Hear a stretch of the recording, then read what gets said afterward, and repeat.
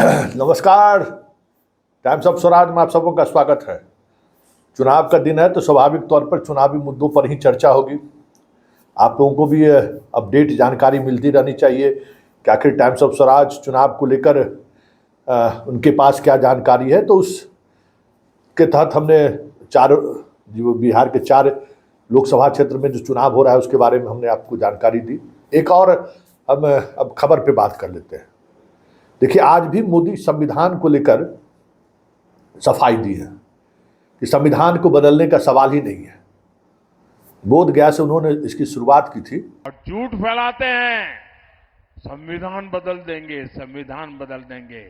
भाइयों बहनों, लिख के रखिए, मोदी तो क्या, बीजेपी तो क्या, स्वयं बाबा साहब आंबेडकर भी इस संविधान को नहीं बदल सकते हैं। और इसलिए झूठ फैलाना बंद करो। और आज उनकी जहां कहीं भी चुनावी सभा रही, सभी सभा में उस बात को वो दोहराते हुए दिखे कि सवाल ही पैदा नहीं लेता है। लेकिन बड़ी बात यह है कि सवाल आखिर पैदा हो क्यों रहा है। तो इस पूरे मसले पर हमारे साथ चर्चा करेंगे। उससे बेहतर समझने की जरूरत है, क्योंकि फेडरल स्टेट को लेकर जो मोदी की सोच रही है, राज्यपाल और कई राज्यों जहां विपक्ष की सरकार है वहां राज्यपाल कहीं न कहीं जो मुख्यमंत्री हैं उनको कई फैसले पर रोक लगाते हुए दिखे गए हैं जो संविधान सम्मत नहीं है, ऐसा कहा जाता है। फिर जुडिशियरी के मामले में कई चीज़ें ऐसी सामने आई है। याद होगा आपको कि राज्यसभा के सभापति तो कह दिए कि उनको रिव्यू करने का पावर गलत दे दिया गया। बयान भी उनका आता रहता है, वंदे मातरम को लेकर, जनगण मन को लेकर, राष्ट्रीय ध्वज तिरंगा को लेकर बहुत सारी चीज़ें हैं जिनको लेकर संघ और बीजेपी को ऑब्जर्वेशन है और कई मसलों पर ये चीज़ें देखने को भी मिला है। लेकिन वाकई में क्या संविधान बदलने की साजिश चल रही है क्या? ये सारे मसलों पर हम बातचीत करेंगे।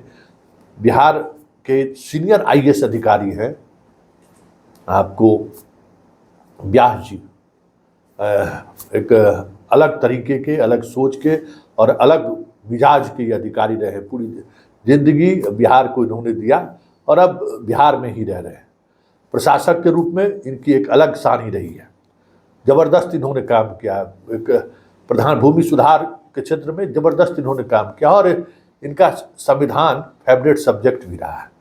तो चलिए हम व्यास जी से जानना चाहते हैं, सीनियर आईएएस, पूर्व आईएएस अधिकारी हैं, कि वाकई में कुछ चीजें चल रही हैं, कुछ ऐसी बात है या फिर ढाक के 3 पात पॉलिटिकल एजेंडे की तरह तो नहीं चला है। चलिए हम व्यास जी से जुड़ते हैं और व्यास जी इस पर क्या सोचते हैं जरा आप भी सुनिए। हमारे साथ जुड़े हैं और सीधा सवाल। नमस्ते, मैं तो रिटायर्ड हूँ, आप रिटायर्ड सब जोड़ दीजिए। रिटायर्ड? अरे आपके श्रोताओं को कंफ्यूजन न हो जाए कि मैं अभी भी भारतीय प्रशासनिक सेवा में हूँ। मैं सेवानिवृत्त पदाधिकारी हूँ। हाँ, सेवानिवृत्त पदाधिकारी हैं। हाँ सर, आपको क्या लगता है कि मोदी जी को जो कहना पड़ रहा है कि भाई अम्बेडकर भी आ जाएंगे तब भी अब संविधान बदलने का सवाल ही पैदा नहीं होता है, लेकिन विपक्ष अभी भी इस बात को लेकर, या जो बुद्धिजीवी है वो इस बात को लेकर सशंकित है कि नहीं, 400 पार के नारा के पीछे ही यही चीज छुपा हुआ है कि वो संविधान की जो मूल भावना है, जो संघ और बीजेपी उससे असहमत रहा है, चाहे वंदे मातरम हो, तिरंगा का झंडा हो, बहुत सारी चीजें ऐसी हैं जिनको लेकर असहज रही है बीजेपी और संघ भी। आपको क्या लगता है कि ये जो चीजें चल रही है उसको आप किस नजरिए से देख रहे हैं? देखिए, तो राजनीतिक लोगों की अपनी सोच हो सकती है। हम और आप तो खैर पत्रकार हैं, लेकिन जहाँ तक मेरा प्रश्न है, मैं ये बिल्कुल नहीं कह सकता कि भविष्य में क्या होने की संभावना हो सकती है, संविधान बदलेगा या नहीं बदलेगा। लेकिन मैं ज़रूर कह सकता हूँ, संविधान का एक विद्यार्थी होने के नाते, कि 1976 में जब 42वें संविधान संशोधन के माध्यम से हमारे प्रियम्बल यानी प्रस्तावना में जो कुछ जोड़ा गया था, उसको लेकर के समाज के एक बड़े तबके में, जिसको मैं कहूँ कि वह मोटे तौर पर सेकुलरिज्म को नहीं मानता और वह पूंजीवाद को ही अंतिम रास्ता मानता है, तो जो समाजवाद शब्द जोड़ा गया, जो सेकुलरिज्म शब्द जोड़ा गया, उसको लेकर के उसके मन में काफ़ी मिसगिविंग्स हैं। और कई वर्षों से जो समाज में धार्मिक नफरत की भावना जो पैदा हो रही है, जो उन्माद की भावना पैदा हो रही है, वो कैसे पैदा हो रही है, इस पर एक लंबी बहस हो सकती है। किंतु ये तथ्य है कि एक ज़माने में लोग अपने को खुलेआम किसी धर्म विशेष के साथ जोड़ने में, मतलब राजनीतिक रूप से भी मैं कह सकूंगा कि जोड़ने में उनको थोड़ी कठिनाई होती थी। अपने अपनी आस्था हो सकती है, आस्था के हिसाब से कोई मंदिर जाएगा, कोई मस्जिद जाएगा, कहीं भी जाएगा, वो तो हमेशा रहा है। लेकिन किसी धर्म विशेष से राजनीतिज्ञों को जोड़ने में अपने को दिक्कत होती थी। हमारे जैसे प्रशासकों को भी लगता था कि नहीं, यह देश तो सेकुलर देश है, इसलिए हम अपनी आस्था को अपने घर पर रखेंगे, दफ्तर या समाज में हमारी उस तरह से कोई आस्था का दबाव नहीं रहेगा। तो अब देखा जा रहा है कि खुलेआम लोग सेकुलरिज्म के विरुद्ध खड़े हो रहे हैं और उस सेकुलर शब्द का इस्तेमाल सोशल मीडिया में देखेंगे तो होगा। और हिंदू मुसलमान के रूप में जो नफरत फैलाने की कोशिश है, माफ़ करेंगे, मीडिया के बड़े हिस्से में तो दिखलाई पड़ता है। और हम में से कुछ लोगों ने, इसमें मैं शामिल हूँ खुद को, हमने तो टेलीविज़न देखना बंद कर दिया, हम यूट्यूब चैनल देख लेते हैं। तो ये सेकुलर शब्द को लेकर के और सोशलिज्म शब्द को लेकर के काफ़ी लोगों के मन में एक धारणा ये है कि इस देश में एक खास जो मेजॉरिटेरियन मजहब है उसको कम करने की कोशिश की जा रही है। और कई लोग तो यहाँ तक कहने के लिए तैयार हैं कि हज़ारों साल से हमारा देश गुलाम रहा है, खास करके उनका इशारा है जो सुल्तान लोग आए, जो मुग़ल हैं या अन्य जो मुस्लिम इंडिया, जिसको बहुत सारे लोग इतिहास में भी कहते थे। हालांकि असलियत यही है कि जो लोग आए वो कहीं से भी आए हों, तो इस देश में रच बस गए, देश में रह गए। इसलिए कहना कि हम गुलाम थे, हमसे आशय होता है कि खास मजहब के गुलाम थे, मेरे गले उतरता नहीं। तो खैर, मैं संवैधानिक दृष्टिकोण से ये कह रहा था कि जो लोग सेकुलरिज्म शब्द से और सोशलिज्म शब्द से एक तरीके से उनको कठिनाई होती है, यो कहूँगा कि कठिनाई नहीं होती है, वे चाहते हैं कि जितनी जल्दी इन शब्दों को हटा दिया जाए उतना बेहतर होगा। तो उनका दबाव हो सकता है कि चूँकि उनकी संख्या यदि बढ़ती चली जाएगी तो सरकार तो जनता के दबाव में भी कई बार काम करती है। तो मैं कहना चाहूँगा, उनसे कहना चाहूँगा कि देखिए, ये जो सेकुलर शब्द है 76 में भले ही जोड़ा गया, लेकिन 1973 में सुप्रीम कोर्ट के सामने केस आया था, उसको सेंट जेवियर कॉलेज है गुजरात में, तो Saint Xavier college versus state of Gujarat case था। उसी केस में सुप्रीम कोर्ट ने अपना नियमन दिया कि भले ही सेकुलर स्टेट शब्द हमारे कॉन्स्टिट्यूशन में एक्सप्रेसली नहीं रखा गया है, लेकिन जो आर्टिकल 25 से 28 है, इसमें सभी लोगों को अपने धार्मिक अधिकार दिए गए हैं। सभी धर्मों के लोगों को अपने धर्म को मानने, उसके अनुसार आचरण करने, उसका प्रचार करने का अधिकार दिया गया है। वही सेकुलरिज्म की मूल भावना है। राज्य का कोई धर्म नहीं होता, यानी राज्य को चलाने वाले जो लोग हैं वे खुलेआम नहीं कह सकते। आप याद कीजिए, पंडित जवाहरलाल नेहरू की बहुत सारे लोग इस बात के लिए आलोचना करते हैं कि सोमनाथ मंदिर जब बनकर तैयार हुआ, उसको उद्घाटन के लिए राजेंद्र बाबू उन्होंने जाने से रोका, क्योंकि वो सेकुलर लोग थे। वो जानते थे कि राज्य में चाहे राष्ट्रपति हो चाहे प्रधानमंत्री हो, इनका व्यक्तिगत कोई धर्म से झुकाव हो सकता है, लेकिन शासक के रूप में उनका झुकाव नहीं हो सकता। तो ये बात 73 में ही बहुत साफ शब्दों में कोर्ट ने कह दिया था। और इसके बाद जब ये शब्द जोड़ा गया तो एक महत्वपूर्ण केस आया था, जो Excel Wear versus Union of India का केस है, 1989 में आया था। उसमें भी कोर्ट ने इस बात को रखा था।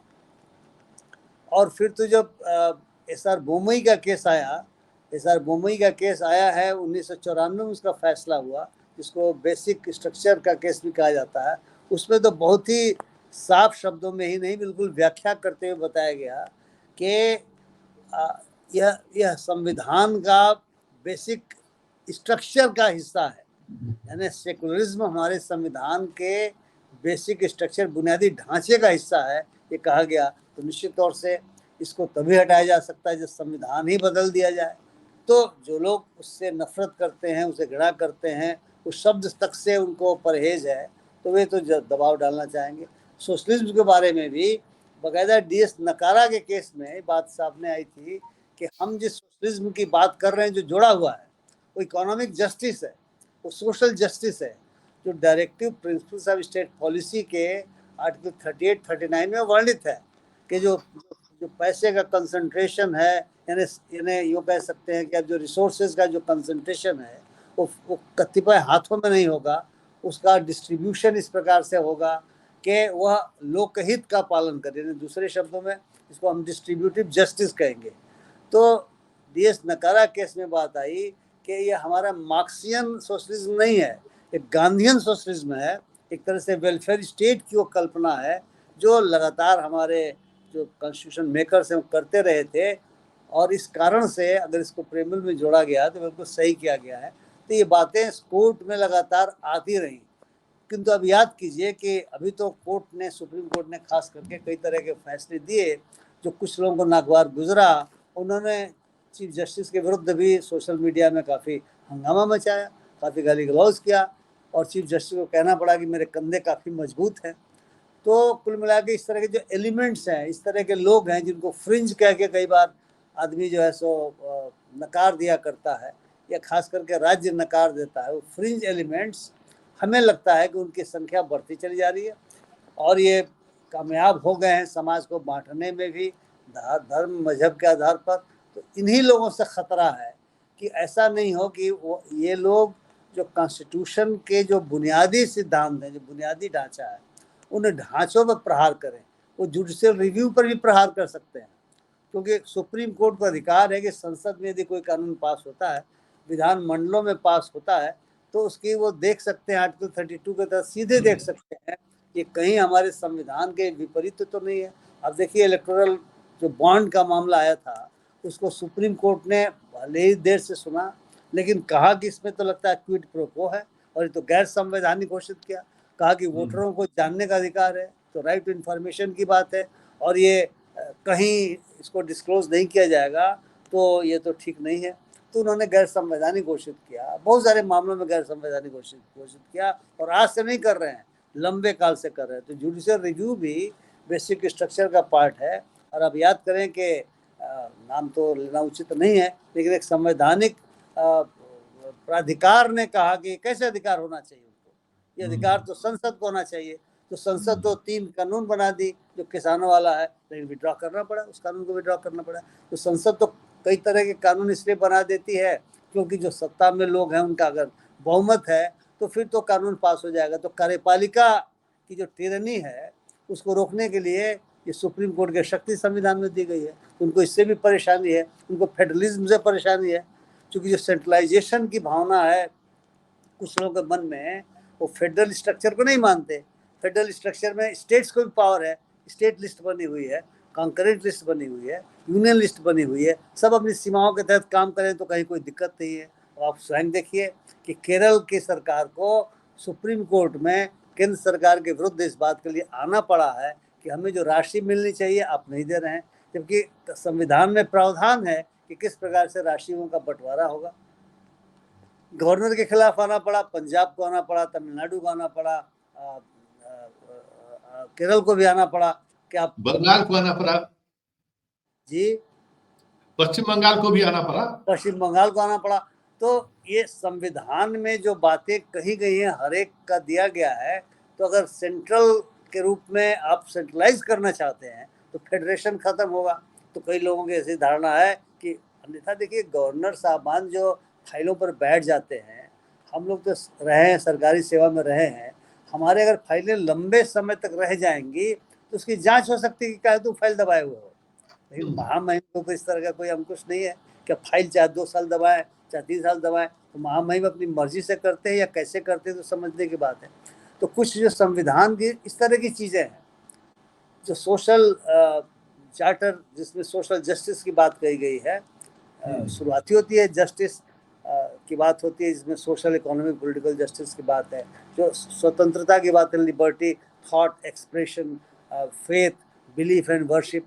तो बहुत सारे लोगों को इससे दिक्कत हो रही है और शायद वे मजहबी देश बनाना चाहते हो। इन्हीं का डर है। सरकार कौन बनाएगा नहीं बनाएगा वो तो बाद की बात है। डर यही है, अगर समाज में इस तरह के लोग पैदा हो गए हैं और वे मजबूत होते जाएंगे और समाज को इस बात के लिए तैयार कर लेंगे, तो सड़कों पर खड़े होकर के लोग बोलेंगे कि इस देश को मजहबी देश बन जाना चाहिए। तो डर इसी बात का है, और डर उन लोगों को जरूर होना चाहिए जो इस देश को निश्चित तौर से एक बेहतर देश के रूप में देखना चाहते हैं। चलिए सर, बहुत बहुत धन्यवाद। तो आपने सुना, बहुत ही गंभीरता से बहुत सारी चीज़ें बातें उन्होंने बताई हैं कि किस तरीके से संघ और बीजेपी और जनसंघ धर्मनिरपेक्षता को लेकर, समाजवाद को लेकर, हमारे आपके अधिकार को लेकर, right to speech, right to freedom को लेकर भी इनका नज़रिया अलग है। और आप देखेंगे तो पिछले 10 वर्षों के दौरान हजारों लोगों को इस राइट टू स्पीच और राइट टू फ्रीडम के जैसे विषयों को लेकर वो जेल में है। इसलिए बहुत सारी चीज़ें ऐसी हैं जिन चीज़ों के आधार पर ये अगर चर्चा है तो इस चर्चा में दम तो जरूर है। और अगर संविधान बदलने की बात आई तो फिर सोच लीजिए कि देश में आने वाले समय में किन किन चीज़ों पर हमला होगा, क्योंकि संविधान बदलने के पीछे सिर्फ धर्मनिरपेक्षता और समाजवाद ही नहीं है, हमारे आपके राइट्स भी जो हैं उनके कटौती की भी बात है। हमारे आपके जो बोलने का अधिकार है, हमारे आपके जो जीने का अधिकार है, वो सारी चीज़ें भी प्रभावित हो सकती हैं।